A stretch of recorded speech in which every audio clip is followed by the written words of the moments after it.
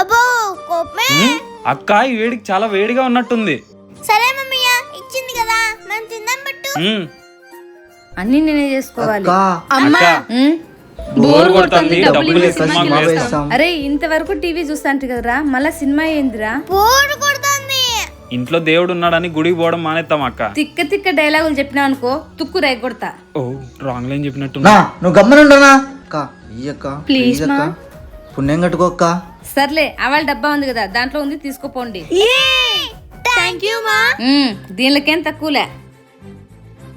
Holidays లో కూడా ఇంట్లో ఉండాలంటే నా వల్ల కావట్లేదు. ఎక్కడికైనా ట్రిప్ కి ప్లాన్ చేద్దామా? హా శిష్ట, అయినా నీకు ఇలాంటి ఐడియాలు భలే వస్తాయే. అంటే చిన్న కూతురు అంటే ఆ మాత్రం ఐడియాలు వస్తాయి. అబ్బో, అయినా నాలాంటి బుర్రుండ వాళ్ళకే ఇట్లాంటి ఐడియాలు వచ్చేది, నీలాంటి వాళ్ళకి కాదు. నాకు బ్రెయిన్ లేదంటవా?